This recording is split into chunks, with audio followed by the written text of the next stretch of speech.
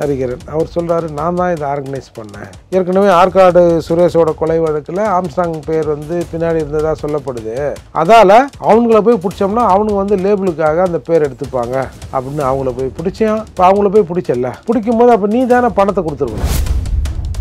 சம்பவ செய்தியில் அவர் வந்து ஒரு குறிப்பிட்ட மாநிலத்தை போட்டு, அந்த மாநிலத்தை குறிப்பிட்ட நகரத்தை போட்டு அங்கே அவர் பதுங்கி இருப்பதாகவும் அவரை காவல்துறை நெருங்கி விட்டதாகவும் சன் டிவிலாம் நியூஸ் போடுறான். சரி, குற்றவாளி குற்றம் சாட்டப்பட்டவன் டிவிலாம் பார்க்க மாட்டான். ராஜா அவர் 2வது பொண்டாட்டி வீட்டில் ஆந்திராவில் இருந்தாராம். கரெக்டாக அங்கே போய் நெருங்கிட்டோம் அப்படின்னு இங்கே டிவியில் செய்தி வருது. அடுத்த ஒரு நாள் செய்தி வருது, அவர் நெருங்கிட்டாங்க, உடனே அவர் கார் எடுத்து தப்பிச்சிட்டாரு. அந்த நம்பரை வச்சு போலீஸ் வந்து தேடின்னு இருக்கு. கொஞ்சம் நல்ல ஆளை வச்சு கதை எழுதும். கொலை செய்தவன் கூலிப்படை என்பது எல்லாருக்கும் தெரிஞ்சு போச்சு. அந்த கூலிப்படையை என்கேஜ் பண்ணது யார்? அந்த என்கேஜ் பண்ணி கூட வந்தாங்கல்ல, இல்லை கூட வந்தவங்க, அதை என்கேஜ் பண்ணவங்க, இதை செய்ய சொல்லி யார் உனக்கு ஆணையிட்டது? யார் இவர்? இவருன்னா பிஎஸ்பி ஒரு பொதுச் செயலாளர் இருந்தவரா? நீதி கேட்ட ஒரு பேரனே நடத்திருக்காரு, ஒரு கூட்டத்தை காமிச்சிருக்காரு. ஆனால் சார் நீதி கேட்டார், அப்புறம் வேற எதாவது வாயில் எதனா வந்துருப்போது. இன்னத்தை நீதி கேட்டார், யார்கிட்ட போய் கேட்டார்?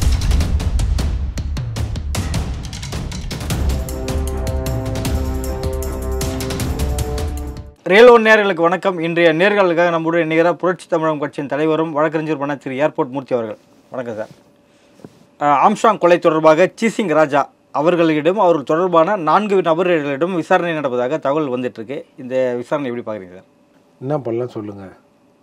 உங்களுக்கு யாராவது 4-5 ரவுடிங்க தெரிஞ்சு, இல்லை உங்களுக்கு வேண்டாத ரவுடி யாராவது இருந்தால் சொல்லுங்கள். அவங்களையும் சுற்றியப்பா, இவங்களையும் அந்த கோட்டுக்குள்ளே சேர்த்துங்கப்பா அப்படின்னு ஒன்றா சொல்லுவான். வேறு என்ன பண்ணுறது? பெரம்பூரில் ஆரம்பித்த கொலை அப்படி அப்படியே இங்கே திருவள்ளூர், அப்படி இப்படி ஆற்காடு, வேலூர், திருச்சி, மதுரை, பஸ் ரூட்டு மாதிரி கோயம்பேடு பஸ்ஸில் திருச்சி, மதுரை, கோயம்புத்தூர், சீர்காழி அது இதுன்றாங்கல்ல, அந்த மாதிரி ஒரு ஒரு ஊராக போய் ஒரு ஒரு ரவுடியாக டச் பண்ணிட்டு வருது. இதுதான் இப்போதைய நிலை. இது வந்து நகைச்சுவையாக தான் நமக்கு தோணுது. என்ன அது வெறியும் சுல்லா ரவுடி, பெரிய ரவுடிகளாக சேர்ந்து ஆம்ஸ்ட்ராங் அவர்களை வந்து கொல்லுவதற்கு இவர்களுக்கு துணிவு வந்திருக்குமா அப்படிங்கிற ஒரு மிகப்பெரிய கேள்வி எல்லார் மத்தியிலும் எழும்புதில்லை. அது மட்டும் இல்லாமல் ஆம்ஸ்ட்ராங் இறந்த உடனே ஐடிவிங், திமுகவின் ஐடிவிங்லேருந்து ஆம்ஸ்ட்ராங் ரவுடி, அவர் அதை பண்ணார், இதை பண்ணார், அங்கே பண்ணார், இங்கே பண்ணாருன்னு நம்ம எல்லாரும் பார்த்தோம். ஏன் உங்களுக்கு அந்த தேவை? திமுகவுக்கும் ஆம்ஸ்ட்ராங்குக்கும் அப்படி என்ன பிரச்சனை? ஒரு தலைவர் செத்துட்டாரு, சரி அதை என்னன்னு பார்ப்போம். ஏன் நீங்கள் வந்து அவரை வந்து உடனே ரவுடியாக உருவகப்படுத்தி அந்த மாதிரி ஐடிவிங்லேருந்து போட்டதாக சொல்கிறாங்க? ஒன்று ஐடிவிங்லேருந்து போட்டாங்கன்றதை நீங்கள் ஒத்துக்குன்னு கம்முன்னு இருக்கீங்களா? அப்படி இல்லைன்னா நீங்கள் யார் மேலேயாவது ஏதாவது ஒன்று அலிகேஷனை சொல்லியிருக்கணும். ஐயோ இது எங்களுக்கு இதுக்கு சம்மந்தம் இல்லையா? இப்போ ரஞ்சித் கூட அன்றைக்கி பேசுகிற போது அதானே சொல்கிறாரு, வந்து ஐடிவிங் வந்து ஆம்ஸ்ட்ராங்கை ஒரு ரவுடியாக சித்தரிக்க வேண்டிய அர்ஜென்சி என்ன உங்களுக்கு அப்படின்னு சொன்னார்ல. அந்த மாதிரி ஆரம்பத்தில் சொன்னார். அந்த மாதிரி அந்த தேவை என்ன இருந்தது?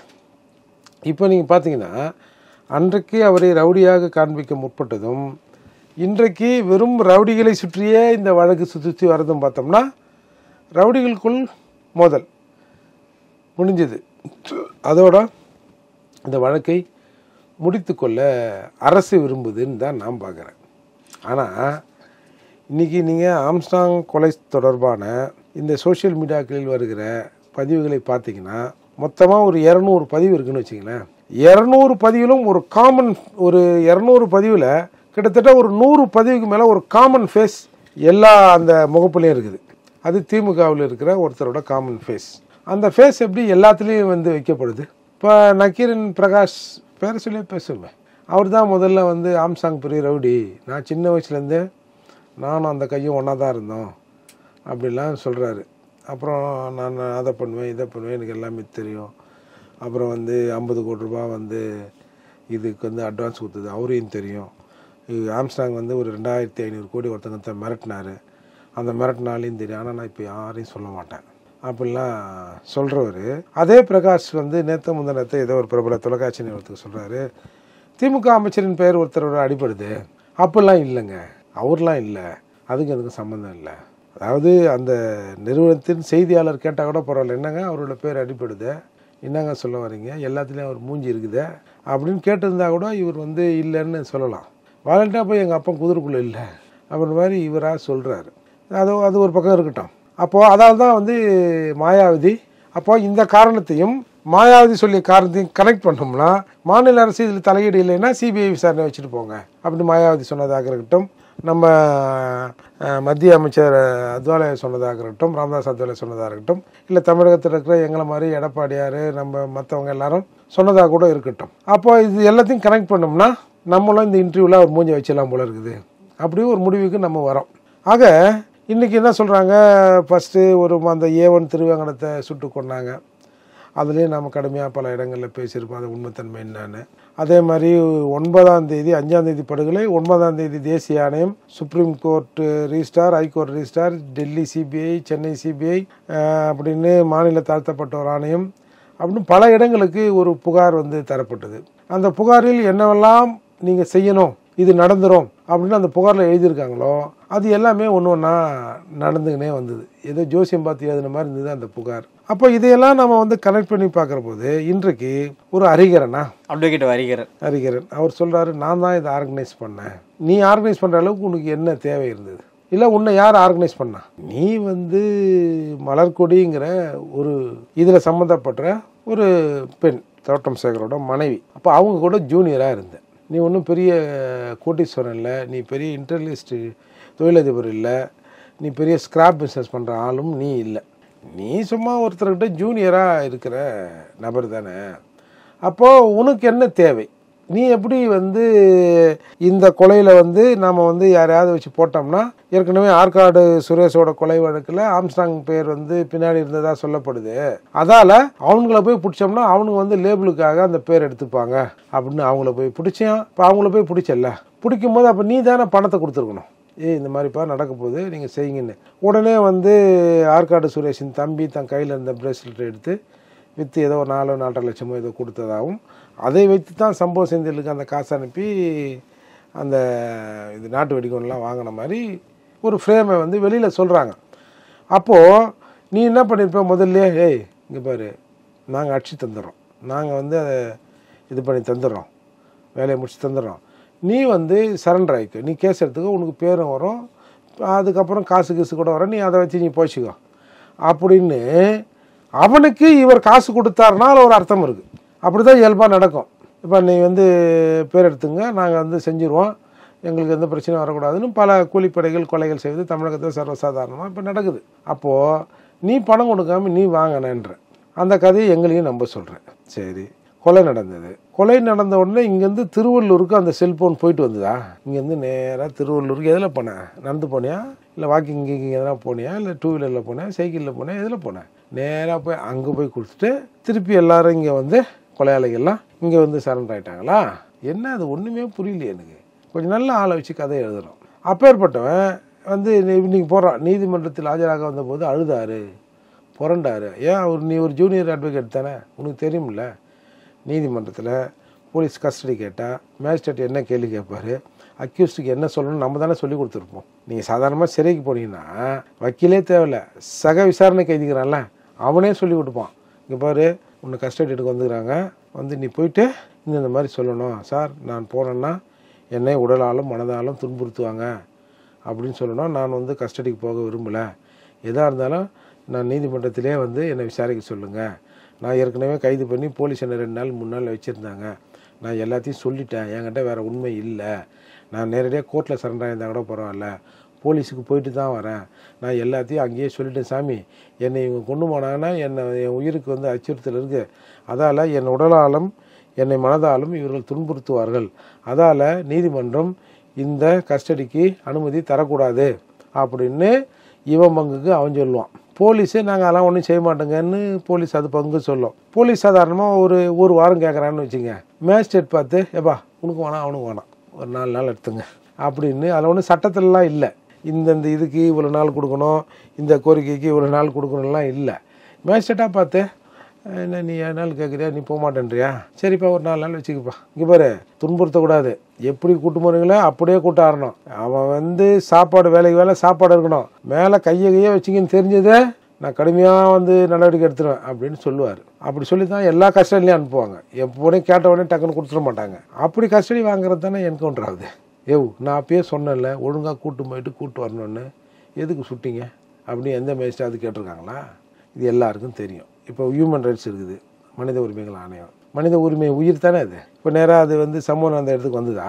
சம்மந்தப்பட்ட போய் புகார் கொடுத்தா கூட இது கவர்மெண்ட்டுக்கு வேண்டிய கேஸா வேண்டாத கேஸா அப்படின்னு பார்த்தா மனித உரிமை ஆணையத்திலேருந்தே காலை கீழே வைப்பாங்க. இப்போ செந்தில் பாலாஜிக்கு என்ன நடந்ததுன்னு எல்லாருக்கும் தெரியும். வாக்கிங் போனால் அதை போனால் இதை போனான்னாரு, அப்புறம் வந்தார் நல்லா உட்காந்தாருன்னாரு.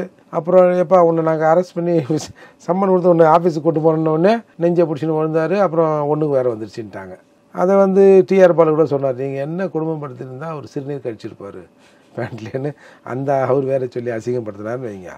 அப்போது அவர் விடிய காலில் அவர் வந்து மருத்துவமனை ஓமந்தூரார் மருத்துவமனையில் போய் சேர்க்குறாங்க. தமிழகத்தில் இருக்கிற முக்கியமான குடும்பத்திலேருந்து தான் ஆளுங்க வந்தாங்க. சரி அதை விடுங்க, ஏதோ ஒரு அக்கறையில் வந்தாங்க. ஒருத்தர் கோட்டு போட்டு வந்தார் தெரியுமா? அவர் வந்து அடிக்கடி முன்னாடி டிவிலாம் பேசுவார் திமுகக்காக. அவருக்கு வந்து மாநில மனித உரிமை ஆணையத்தில் ஒரு பொறுப்பு கொடுத்துருந்தாங்க.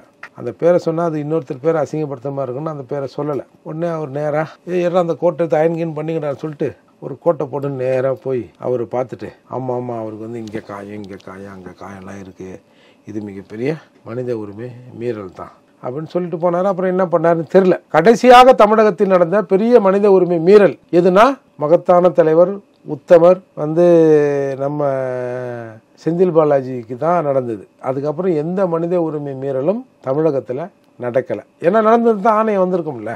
அப்போது இது எல்லாருக்குமே தெரிஞ்சு தான் இதை வந்து அலோவ் பண்ணுறாங்க. இந்த சிஸ்டம் இருக்குல்ல, இந்த சிஸ்டத்தை பார்த்து பலருக்கு ஒரு அச்சம் ஏற்படணும் அப்படின்னு அதிகாரத்தில் இருப்பவர்கள் நினைக்கிறாங்க. ஒரு மரியாதை இல்லை, ஒரு அச்சம் ஏற்படணும். ஏப்பா இப்போ ஒரு சிலர் சொல்லுவாள், செத்தாலும் கோர்ட்டுக்கு போகக்கூடாதுப்பா இதோட அப்படிமா. ஒரு சிலர் சொல்லுவான், என் பரம்பரை எவனாவது போலீஸ் ஸ்டேஷனுக்கு வந்துக்கிறானாடா, தருதலையே என்னை போலீஸ் ஸ்டேஷனுக்கு வர வச்சிட்டியா. சும்மா ஏதாவது வண்டி கிண்டியே வேகமாக போயிருப்பான், பிடிச்சிட்டே எங்கள் அப்பா கூட்டு பண்ணியிருப்பான். அதுக்கு அப்பங்காரன் சொல்லுவான், நம்ம பரம்பரை எவனா போலீஸ் ஸ்டேஷன் காலை வச்சுக்கிறானா, இந்த தருதலை பெற்றுப்பாரு என்னை போலீஸ் ஸ்டேஷன் வரைக்கும் ஏற வச்சிச்சு, படியேற வச்சிச்சு. நான் போய் சார் போலீஸ் ஸ்டேஷனுக்கு விசாரணைக்கு போயிட்டு வீட்டுக்கு போய் 3 எண்ணெய் தேய்ச்சி தலை குளிச்சுட்டு உள்ளே போகிறவங்களாங்கிறான், துணியெல்லாம் துவைச்சி போட்டு. இன்னமும் போலீஸ் ஸ்டேஷனே வந்து பாதி வீடாக இருக்கிறவனும் தமிழ்நாட்டில் இருக்கத்தான் செய்கிறான். அப்படி இருக்கிற சூழலில் இது எல்லாருக்குமே இந்த தமிழ்நாட்டில் என்ன நிலவரங்கிறது எல்லாருக்குமே தெரியும். அப்படி இருக்கிற போது இவங்க ஒரு கதையை சொல்லி டெய்லி ஏதாவது ஒன்று சொல்லி இப்போ கடைசியாக வந்து நம்ம சம்பவ செந்தில் வரைக்கும் கொண்டாந்து நிறுத்தியிருக்காங்க. உடனே பாருங்கள், நேற்று சம்பவ செந்தில் அவர் வந்து ஒரு குறிப்பிட்ட மாநிலத்தை போட்டு அந்த மாநிலத்தை குறிப்பிட்ட நகரத்தை போட்டு அங்கே அவர் பதுங்கியிருப்பதாகவும் அவரை காவல்துறை நெருங்கி விட்டதாகவும் சன் டிவிலாம் நியூஸ் போடுறான். சரி, குற்றவாளி குற்றம் சாட்டப்பட்டவன் டிவிலாம் பார்க்க மாட்டான். மாப்பிள்ள நம்ம இருக்கிற இடத்த சுற்றித்தாங்களாம். அப்படி யாராவது சுத்த போகிறோம் இல்லை அவர் அங்கே இருக்காரு நாங்கள் அவரை சுற்றி வளைச்சி பிடிக்க போகிறோம் நான் போலீஸ் அறிவிக்குமா? நேற்று ஏதோ ஒரு சிசிங் ராஜா அவர் 2வது பொண்டாட்டி வீட்டில் ஆந்திராவில் இருந்தாராம். கரெக்டாக அங்கே போய் நெருங்கிட்டோம் அப்படின்னு இங்கே டிவியில் செய்தி வருது. அடுத்த ஒரு நாள் செய்தி வருது, அவர் நெருங்கிட்டாங்க, உடனே அவர் கார் எடுத்து தப்பிச்சிட்டாரு, அந்த நம்பரை வச்சு போலீஸ் வந்து தேடின்னு இருக்கு அப்படின்னு அப்படி ஒரு கதை சொல்கிறாங்க. ஆக்சுவலாக சம்பவ செந்தில் வந்து ஒரு 2-3 நாளைக்கு முன்னாலேயே இவங்க வந்து பிடிச்சிட்டாங்க. இப்போ என்ன பண்ணலான்னு அவங்க யோசனை இருக்கிறாங்கன்னு வச்சுக்கிறேன்னு எல்லாம் வெளியில் பேசிக்கிறாங்கன்னு வச்சுங்க. அப்போது இதையெல்லாம் பார்க்குற போது உண்மையிலேயே இது போலீஸ் விசாரணை தானா இல்லை இது இந்த நம்ம க்ரைம் நாவல் மாதிரி ஏதாவது ஒரு கதையா அப்படின்னு எல்லாருமே பேசிக்கிறாங்க. சாதாரணமானவங்க கூட, அதாவது ஒரு சட்டம் படித்தவங்க, இந்த ப்ரொசீடிங்ஸ் தெரிஞ்சவங்க, இல்லை கிரிமினல் கூட பழக்கம் உள்ளவர்கள், இல்லை காவல்துறை அதிகாரிகளோடு பழக்கம் உள்ளவங்க, இந்த மாதிரி நீதித்துறையோடு இருக்கிறவங்க, இவங்க மட்டும் பேசலை, சாதாரண ஆளுங்க கூட இன்னும் என்னென்னோ கதை சொல்கிறாங்க அப்படின்ற மாதிரி பேசுகிறாங்க. அதால் இன்றைக்கு வந்து ஹரிஹரன் வந்து எல்லாத்தையும் நான் தான் ஆர்கனைஸ் பண்ணேன். சரி, இதை அவன் வாழ்க்கையை வந்து ஆம்ஸ்டாங் எடுத்தாரா? இல்லை ஆம்ஸ்டாங் இருந்தால் ஹரிஹரன் வாழ முடியாது அப்படின்ற சூழ்நிலை இங்கே இருக்குது, அதுக்கு உண்டான காரணம்லாம் இதுன்னு ஹரிஹரன் சொல்லுவாரா? இல்லை போலீஸ் சொல்லுமா? அப்போது திரும்ப திரும்ப ஆரம்பத்தில் இருந்த இவர்கள் யாரோ ஒரு சிலரை மறைப்பதற்கு யாரோ ஒரு சிலரோடு இதை நிறுத்த பார்க்கிறார்கள். இந்த வழக்கை ஆரம்பத்திலே முதல் நாள்லேயே சரஞ்சனன் தான் உண்மையான குற்றவாளி அப்படின்னு சொல்லி அதை க்ளோஸ் பண்ண பார்த்தாங்க. அப்புறம் பல சந்தேகங்கள் எழுந்த உடனே இல்லை நாங்கள் தீவிர விசாரணை பண்ணுறோம், அதை பண்ணுறோம், இதை பண்ணுறோம், அப்படியாக்க இப்படியாக்கன்னு ஏதோ ஒவ்வொருத்தர் வந்து அங்கே எட்டி பார்த்தவன் இங்கே வந்து அவன் வந்து ஓரமாக நின்னா, இவன் வந்து அவன் மேக்கப் போட சொல்ல இவன் பார்த்தான், இவன் கத்தி அவன் சொல்ல பார்த்தான் அப்படின்னு கொஞ்சம் பேரை அப்படி அப்படி செக்யூர் பண்ணி எல்லாத்தையும். இதில் ஒரு நல்ல விஷயம் என்னென்னா, இதில் ஓரளவுக்கு தமிழ்நாட்டில் இருக்கிற பெரும்பாலான ரவுடிகளை இதில் டச் பண்ணிடுறாங்க. அப்போ இவங்களுக்கு வந்து இந்த கொலையோடு சரி இந்த மாதிரியான விஷயங்களையும் கொஞ்சம் அப்படி ஒழிக்கிற மாதிரி கொஞ்சம் நடவடிக்கை எடுத்தோம்னா இப்போ மக்களுக்கு வந்து நம்ம மீது ஒரு நம்பிக்கை வரும் என்ற அடிப்படையில் கூட இவர்கள் வந்து இந்த பல ரவுடிகளை இதில் சேர்ப்பதற்கான காரணமாக இருக்கலாம். பட் எனவே அது ஒரு நல்ல விஷயம்தான். நல்ல விஷயமாக இருந்தாலும் எங்களுக்கு இப்போது தேவைப்படுவது ஆம்ஸ்ட்ராங்கை கொலை செய்தவர் இல்லை, கொலை செய்தவன் கூலிப்படை என்பது எல்லாருக்கும் தெரிஞ்சு போச்சு. நீங்களும் சொல்கிறீங்க, எல்லாரும் சொல்கிறாங்க. அப்போ கூலிப்படைக்கு நோக்கமெல்லாம் இருக்காது, கூலி தானே. அவன் யாரை வந்து கூலிப்படையை கூப்பிட்டு வந்து செய்ய சொல்கிறோமோ அவன் செஞ்சுட்டு போகிறான். கேஸை ஒருத்தர் எடுத்துக்க பாருங்க. அந்த கூலிப்படையை என்கேஜ் பண்ணது யார்? அந்த என்கேஜ் பண்ணி கூட வந்தாங்கல்ல, இல்லை கூட வந்தவங்க அதை என்கேஜ் பண்ணவங்க இதை செய்ய சொல்லி யார் உனக்கு ஆணையிட்டது? ஏன்பா இது கொஞ்சம் செஞ்சு கொடுங்கப்பா, இது ரொம்ப ட்ரபுளாக இருக்குது அப்படின்னு உனக்கு யாராவது ஒரு பெருந்தகை, ஒரு பெரிய ஆள் இதை சொல்லியிருக்கணும்ல ஆளுங்கட்சியிலேருந்து. ஏன்னா இவர் வந்து ஒரு தேசிய கட்சியின் மாநில தலைவர். இதை செஞ்சோம்னா அது ஒரு பெரிய பிரச்சனையாகும்.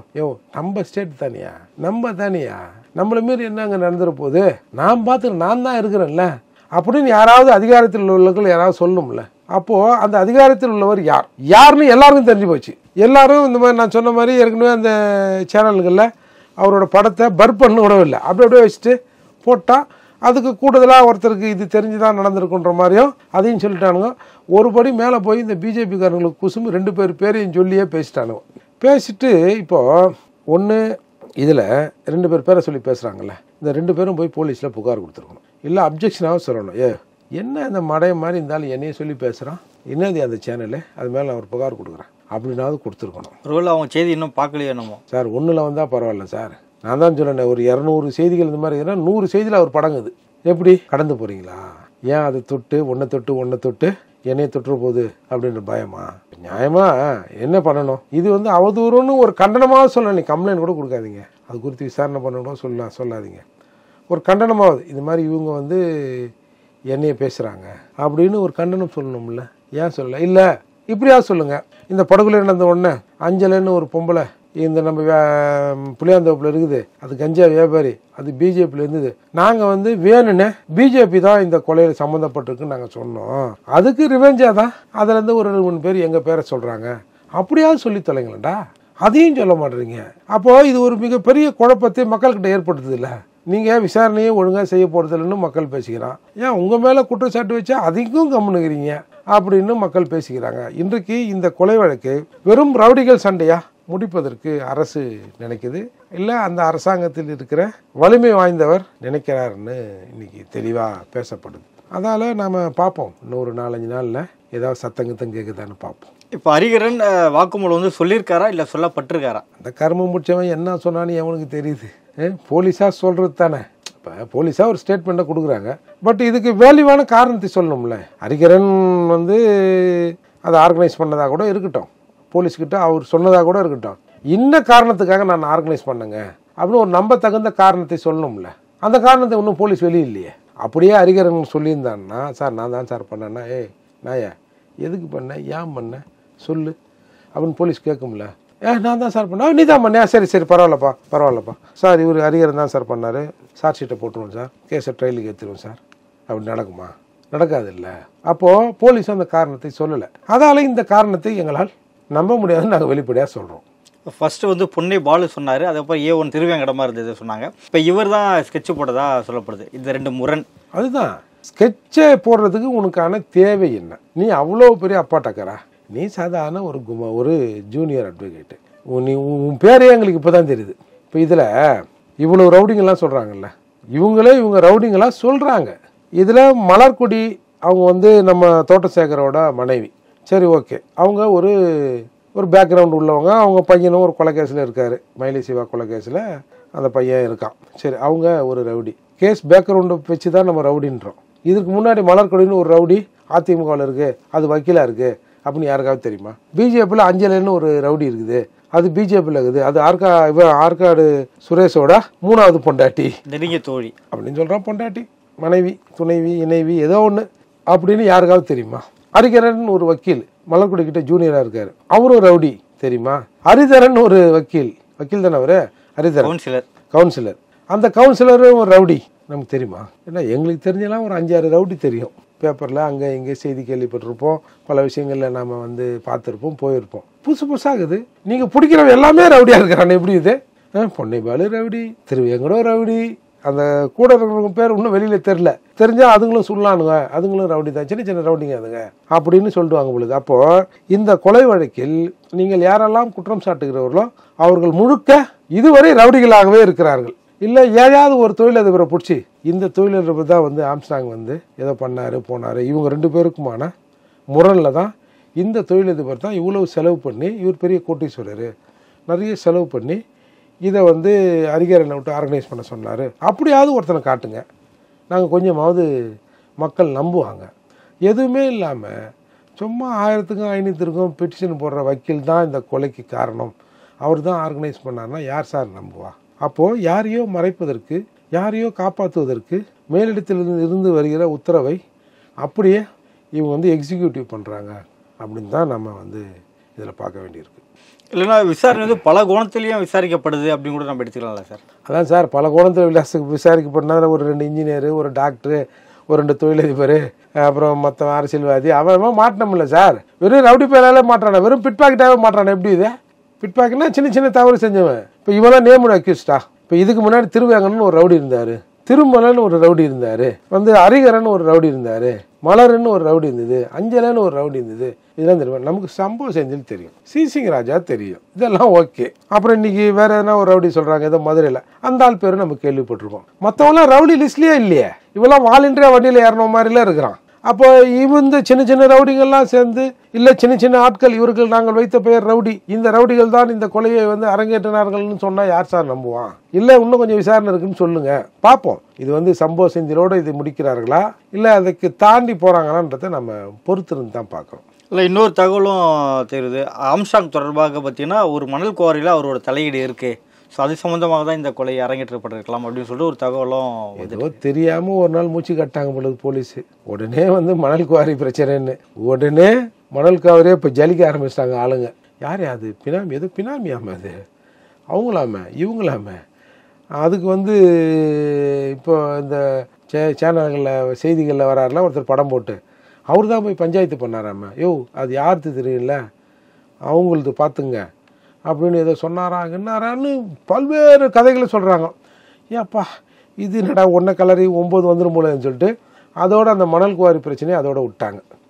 இப்போ போலீஸ் வந்து மணல் குவாரியில் நிற்குதா? இல்லையே, மணல் குவாரி பிரச்சனைலாம் முடிஞ்சு போச்சு. இப்போ திரும்பவும் என்னடா நாம் ஏதோ ஒன்று சொல்ல போய் அது வேறு வெளியில் வேறு விதமாக செய்தி ஆகியே இது எங்கெங்கேயோ போய் எவன் தலைமையிலேயே விடியும் போலன்னு சொல்லிட்டு அதையும் விட்டுட்டாங்க.